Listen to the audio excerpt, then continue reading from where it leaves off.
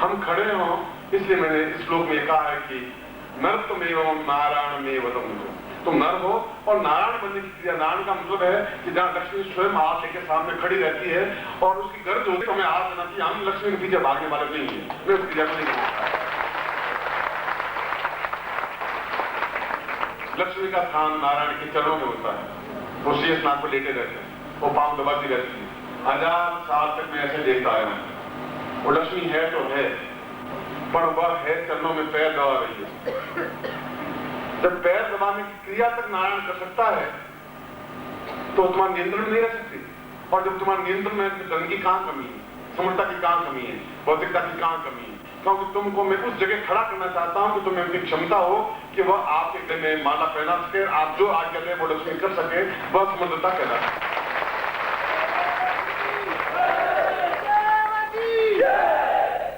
इसलिए आज का प्रवचन एक लीक से हटकर के प्रवचन है। ये प्रवचन केवल क्षण नहीं है, ये प्रवचन आपको बहलाने की क्रिया भी नहीं है, ये प्रवचन आपको और किसी बात को समझाने की क्रिया भी नहीं है। ये प्रवचन ये है कि ये 96 ये जो साल है, अगला साल, इसको एक नए तरीके से आपको मैं खड़ा करूं अगले 4 साल तक।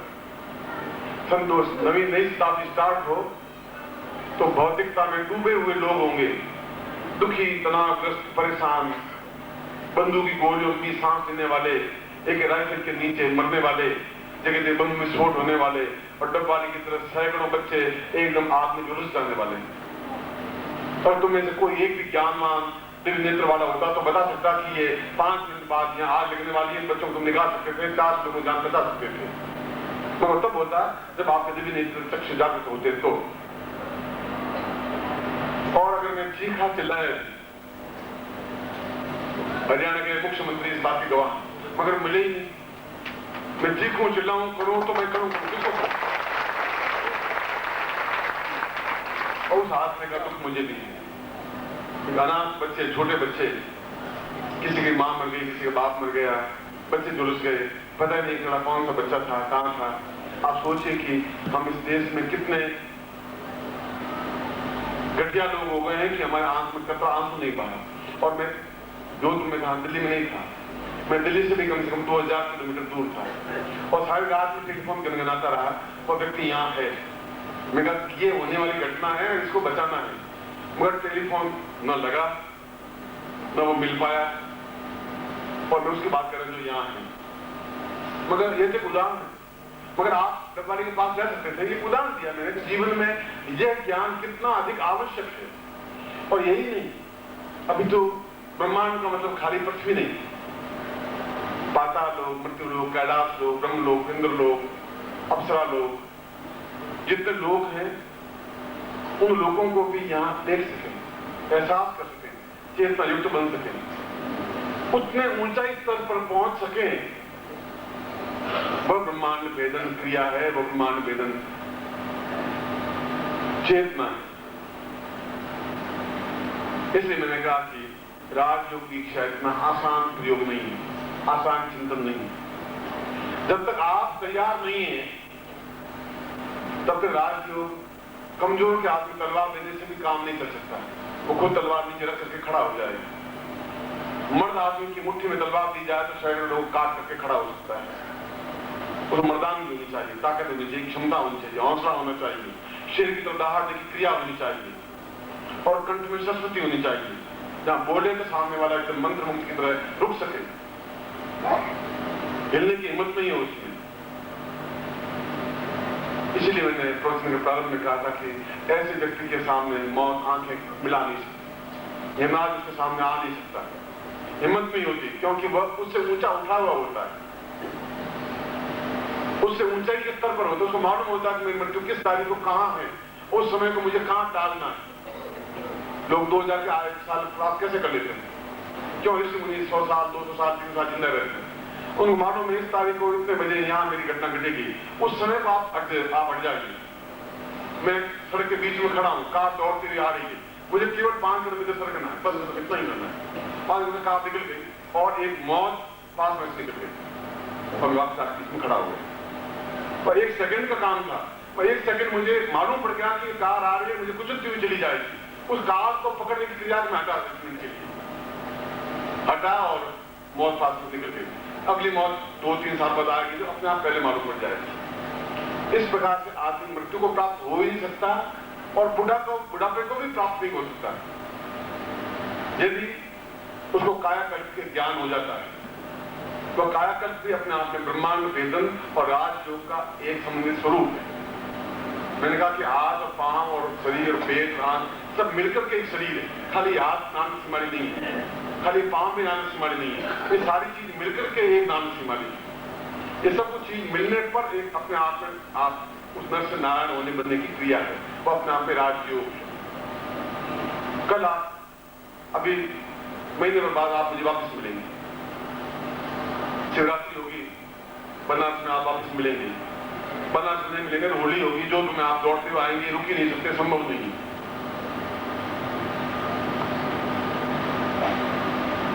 और बाहर रुकते ही नहीं, मगर आपको खुद को तब तक एहसास हो जाएगा कि आपने कमाल कर दिया है। क्या कर दिया है? मैं देख रहा हूं और मैं देख रहा हूं कि बहुत मेरे बड़े आदमी हैं और सारा नक्शा मेरे आंखों के सामने साकार हो रहा है।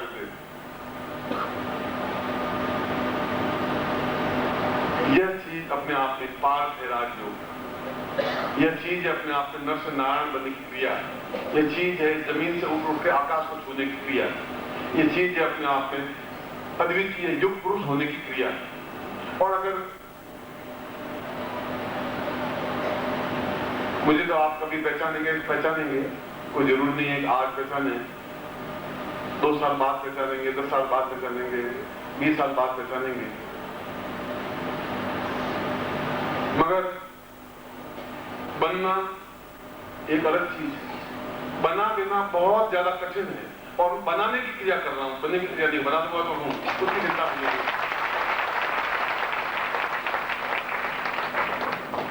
इसलिए मैं आने वाली पीढ़ियों को दिखाना चाहता हूं, तुम्हारे बेटों को, तुम्हारे पोतियों को, तुम्हारे पोतों को, आने वाली पीढ़ियों को, कि व्यक्ति कायाकल्प भी कर सकता है, व्यक्ति हजारों लोगों की मौत से बचा सकता है, वह तुम्हारी जिंदगी के एक क्षण को जांचता है, पड़ोसी को पहचानता है, पूरे देश की घटनाओं को आकलन कर सकता है। कोई देश का आक्रमण करेगा 2 मिनट में मालूम पड़ सकता है। मैं जीवन में उस जगह पहुंचूंगा, कैसे पहुंच सकता हूं, रास्ता अपने आप आंखों के सामने क्लियर हो जाता है। हमारे यहाँ पर तो एक हवाई जहाज चलाना तो व्यक्ति भी प्रधानमंत्री बन सकता है, तो बहुत बड़ी बात नहीं है। जिसको हवाई जहाज चलाना आता था और वो बन सकता है तो आप उससे कमजोर आप भी नहीं। आप बन यहाँ कुछ भी हो सकता है यदि आपके साथ क्षमता हो।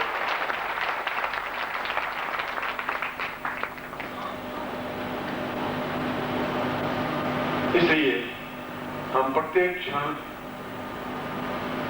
इस ब्रह्मांड की चेतना, ब्रह्मांड चेतना के 3 अर्थ हुए, बात आप समझ लीजिए। ब्रह्मांड चेतना का अर्थ हुआ कि पिछले जीवन में कौन व्यक्ति कौन था, मैं क्या था, या आप कौन थे, या ये कौन था, या वो कौन था, आपके आंखों के सामने क्लियर हो जाए।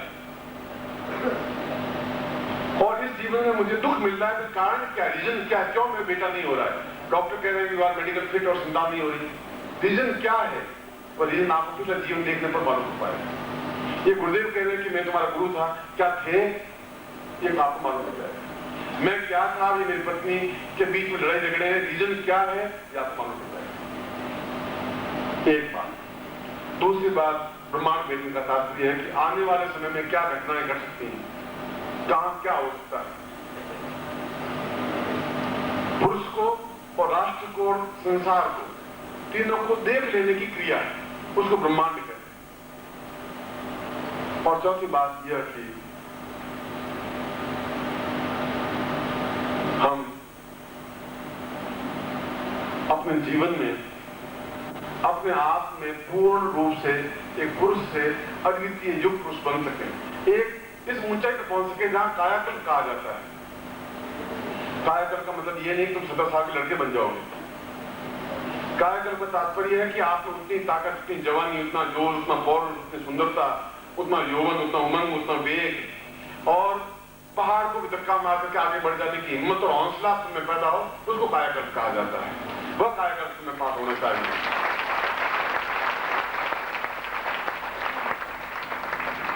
इस ब्रह्मोपनिषद के श्लोक में 3वीं पंक्ति में कहा है कि पुरुष उसको कहते हैं कि कि सामने हिमालय खड़ा है और अगर कंधे से धक्का मारे तो हिमालय 10 मील दूर जाके खड़ा और आदमी रवाना हो जाए, उसको पुरुष कहा जाए। इतनी हौसला, इतना हिम्मत होना चाहिए, वह गुरु दे सकता है और कोई नहीं दे सकता है।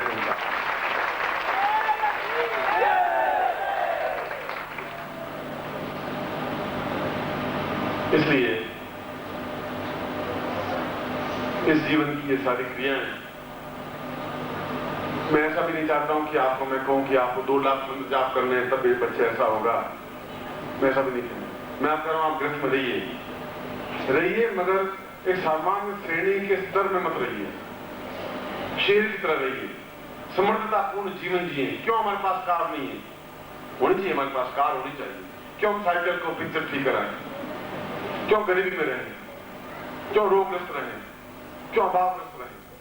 सब कुछ हमारे पास होना ही चाहिए। अगर सबके पास है तो हमारे पास भी होना चाहिए। उसको समृद्धता कहते हैं।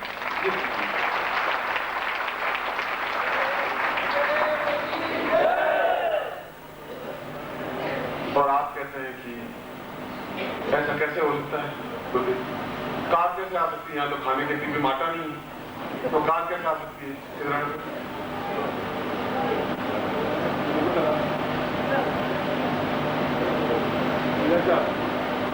दुपट्टा आया, ऐसा कार आ जाए।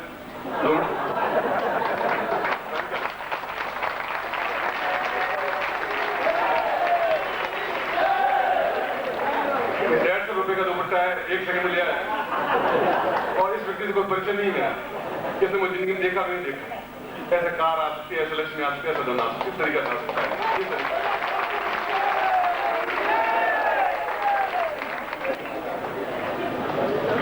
मैंने आपको प्रमाण दिया है, उदाहरण दिया है, भौतिक उदाहरण दिया है। कैसे आएगी? आपके मन में द्वंद्व है कि गुरु जी कह रहे हैं, सुन रहे हैं, कोई बात नहीं, मगर जब तनख्वाह 800 रुपए की कार की बातें कर रहे हैं, आपके मन में अंतर्द्वंद्व है। मैं आपका अंतर्द्वंद्व मिटाया।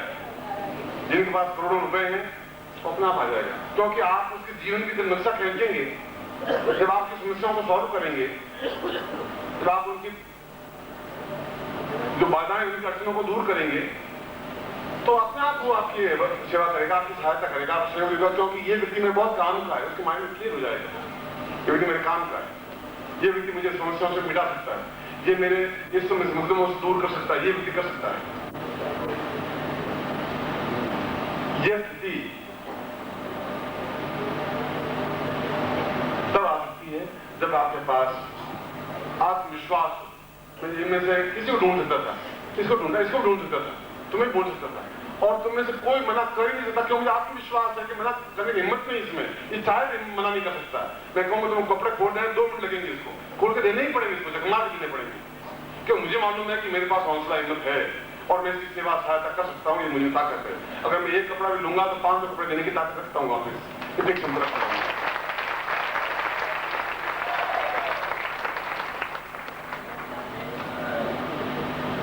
इसे जीवन उसको कहते हैं। जीवन एक आनंदमय जीवन बनना चाहिए। ग्रस्त जीवन भी ये समर्थपूर्ण जीवन हुआ और साधुपूर्ण जीवन, जहां हम किसी के भी जीवन को आंक सके, किसी के भी जीवन का मूल्यांकन कर सके, किसी के जीवन को पहचान सके, उसकी समस्याओं को दूर कर सके, उतना योग्य बन सके। इसलिए उस राजयोग दीक्षा से पहले तात्पर्य है कि आपको उस जगह खड़ा कर सकूं जहां आप ब्रह्मांड में रन कर सकें। अपने आंखों के सामने साकार ब्रह्मा स्पष्ट हो, साकार टोटू जैसा आप मेरे सामने खड़े हैं। इसके लिए जरूरी है आपके मेरे बीच विश्वास, एक अटूट विश्वास, इतना विश्वास कि विश्वास डिगमगा नहीं सके, डिगमगाया और खत्म हुआ। एक पति पत्नी शादी की थी और शादी करके हनीमून मनाने जा रहे थे, हवाई जहाज में बैठ, पास में सीटें, और हवाई जहाज लड़खड़ाया। पायलट ने कहा कि हवाई जहाज का एक पंखा गिर गया है, एक इंजन बंद हो गया है, किसी समय हवाई जहाज नीचे गिर सकता है, इसलिए अपनी बेल्ट बांध दें और आपके जो जो ईश्वर है आप ईश्वर को याद रखिए। मेरे पास कोई चारा नहीं है, मगर मैं कॉन्टेक्ट कर रहा हूं अगले लैंडिंग स्थल पर मुझे पॉसिबिलिटी नहीं है, कभी भी इसमें विस्फोट हो सकता है। और लोग चीखने लगे, अल्लाह अल्लाह करने लगे। कोई हे राम जी, हे हनुमान जी, हे बजरंगबली, जय हनुमान ज्ञान गुण सागर, जय कबीर तुम आ जाओ हनुमान जी बजरंग। एक आदमी व्यक्ति मेरे जैसे था, कुर्सी के साथ बैठ रहा है, पत्नी ने कहा तुम कुछ बोलो तो कुछ करो, सही हवाई जहाज गिरने वाला, तुम कुछ बोल नहीं रहे तुम। उसने जेब से निकाला साहब और एकदम गर्दन में रख दिया। पत्नी ये क्या करे, तुम्हें चिंता नहीं है, मैं तुम्हें गर्दन काट सकता हूँ, आप मेरे कार्य में, आप मेरे पति हैं। जब तुम्हें भरोसा मेरे ऊपर इतना है, मुझे भगवान में भरोसा है, मेरा कुछ बिगड़ नहीं।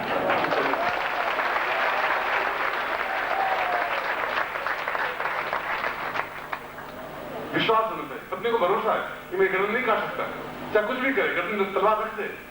उसने कहा मेरे गुरुदेव पे भरोसा है, मुझे अपने ईश्वर भरोसा है, मेरा आई तलवार बोले हवाई जहाज कितना हिले डोले, मेरा बिगड़ ही नहीं सकता, क्योंकि अटूट विश्वास है। तुम्हें मेरे पर अटूट विश्वास है, मुझे अपने गुरु पर अटूट विश्वास है कि मेरा आई तो हो ही नहीं सकता, संभव नहीं होता, पहले ही बता देते मुझे।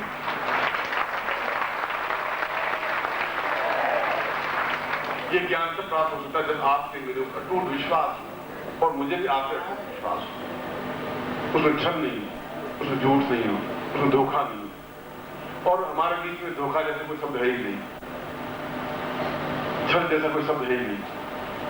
एक विश्वास है तुम्हारे मेरे बीच में, और उस विश्वास के अंतिम सांस तक मैं रात को 10 बजे आपके बीच में क्यों आके खड़ा होता, क्या जरूरत थी मुझे, रोटी मुझे मिल जाएगी, रहने के लिए मकान है दिल्ली में, और आपसे अच्छा मकान, आपसे अच्छी रोटी मैं खाता हूँ, आपसे अच्छा मेरा परिवार, मेरी पत्नी है, मेरे बेटे हैं, मेरी बेटियां हैं, पोते हैं, पोतियां हैं, लड़कियां हैं, दोहते हैं, दोहतियां हैं, नौकर है, चाकर है, कार है।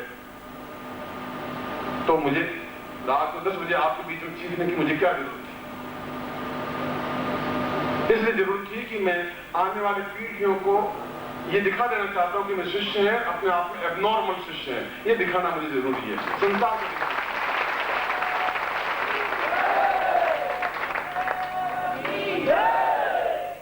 आने वाली पीढ़ियों को भी और आने वाले युग को भी और संसार को भी।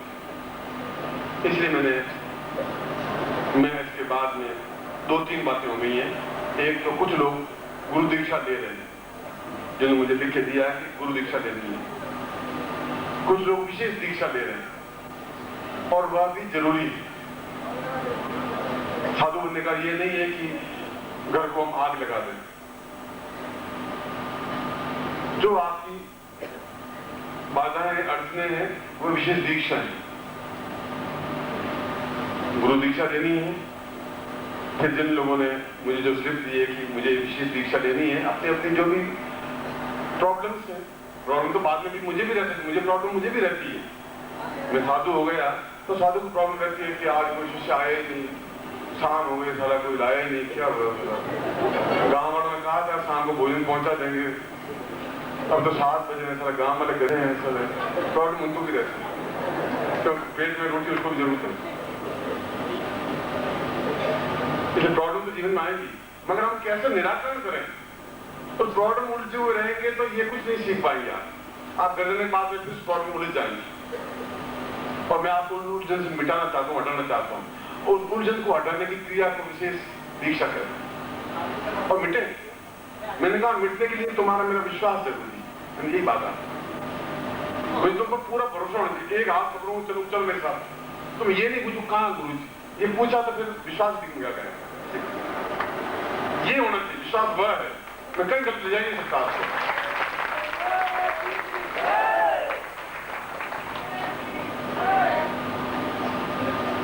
इसलिए समान दीक्षा, विशेष दीक्षा, जो आपकी प्रॉब्लम और किसी भी प्रकार प्रॉब्लम, कल का कल आप एकदम से जो पुरुष नहीं बन जाएंगे। मैं आपको झूठ छल नहीं बता रहा हूँ कि कल ही जाते हुए आप एकदम से आप पूजा करने लगे, कुमकुम अमीर शेर करवा ले, आप आए बना रही आप बैठ और ऑफिसर ने आप दिन नहीं हुआ, मैं आपको दर्शन करके कल ऐसे करना है, कल भी करने के लिए 15-20 महीना 2 महीना चाहने लग सकते हैं, 7 लग सकते। आपका मेरे विश्वास पे डिपेंड है। आप अगर मन में ये सोचें कि आज मैंने रात को दीक्षा ली, कल अवसर करेंगे, चलिए बैठता हूँ, आप बैठे, मैं आपको पैर दबा रहा हूँ, वह विशेष दीक्षा के माध्यम से समझ, और कल भी हो सकता है, क्योंकि आपका प्रमोशन होने वाला हो, वो सारा छुट्टी पे चला जाए, मर जाए, कुछ भी घटना घट जाए। होने को तो कुछ भी हो सकता है, 2 मिनट लगेंगे, होना है, काम हो जाए। हम उस ऊंचाई पे पहुंच जाए, बस हमारा मूल लक्ष्य यही है। और धोखा नहीं दें, छल नहीं करें, कपट नहीं करें, हमें किसी के पास याचना नहीं करनी पड़े, मांगना नहीं पड़े। इसे मैंने याचना नहीं की, मैंने इधर आया, दुपट्टा खींचा इसका, ऐसा नहीं तो दुपट्टा देंगे बैठे। आपके आंख वाणी में वही ताकत होनी चाहिए, वो क्षमता होनी चाहिए। इसलिए तीनों क्रियाएं आपको बैठे हुए, मुझे बताया 4-5 घंटे हो गए, और ये मेरे सौभाग्य की बात है कि आप 5 घंटे तक एक जगह बैठे रहे। मेरे लिए तो बहुत आश्चर्य की बात है, हर बार टांग वांग हिलाने वाला साधक और 5 घंटे बैठा रहे, ये खुशी की बात नहीं है। मगर मैं आपको आधे घंटे के लिए छोड़ूंगा, 1 घंटे के लिए छोड़ूंगा, जब तक आप चाय पी सकें। क्योंकि पत्नी को छोड़ सकते हैं, चाय को नहीं छोड़ सकते, ये गारंटी की बात है। बच्चे कोई बात नहीं, महीने में बाद आएगी। 4 रात में पहले एक सोमरस बनता था, चाय की तरह बनता था, और चाय तो अपने आप में बहुत अद्वितीय, चाय या कॉफी जो भी हो, बहुत ऊंची चीज है। बहुत ऊंची चीज यूं है कि इसमें 5 चीजें मिलती हैं। गंगा जल पहला, फिर अग्नि की उसमें आंख, अग्नि का शोधन क्रिया, अग्नि देवता की उसमें क्रिया, फिर कल्प वृक्ष की पत्तियां, फिर कामधेनु गाय का दूध, और संसार की सबसे बड़ी मिठास की निकली हुई मिठास, फिर उसको छान करके कप में डाली हुई चीज। अब इससे बड़ा संसार और चीज हो गया है। देवता भी उसमें, कामधेनु भी उसमें, मिठास भी उसमें, सब उसको आप कैसे छोड़ सकते, संभव नहीं है। इसलिए उसकी व्यवस्था भी की है यहाँ पर। मगर मैं आपको फिर 2-3 बातें कह देना चाहता हूँ कि इस प्रयोग को करूंगा, वापिस आप आएंगे आगे समाज दीक्षा वाले, विशेष दीक्षा वाले और इस प्रयोग को करने वाले। यह प्रयोग है, ब्रह्मांड भेदन प्रयोग, राजयोग से पहले का एक क्रिया। मगर मैं 1.5 घंटा दूंगा आपको, तो हम बाहर जाएंगे और बैठ थक भी जाता है आदमी, सब मैं भी थक जाता हूँ। चाय पीने की व्यवस्था की है, अभी आपको बता देगा। चाय कहीं यहीं पर जहाँ आपका बाहर निकलते ही, चाहे आप यहाँ ठेलों पर चाय नहीं की, शरीर को अशुद्ध नहीं करें, चाय व्यवस्था की है, और शायद कोई पैसा नहीं लेंगे।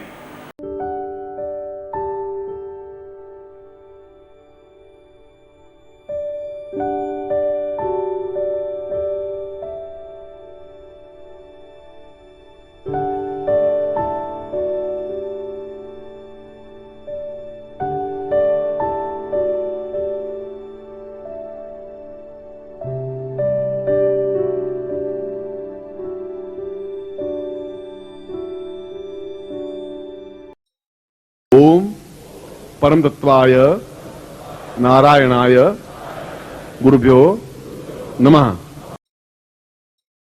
ओम ह्रीं मम प्राण देह रोम प्रतिरोम चैतन्य जाग्रय ह्रीं ओम नमः। ओम भूर्भुवः स्वः तत्सवितुर्वरेण्यं भर्गो देवस्य धीमहि धियो यो नः प्रचोदयात्।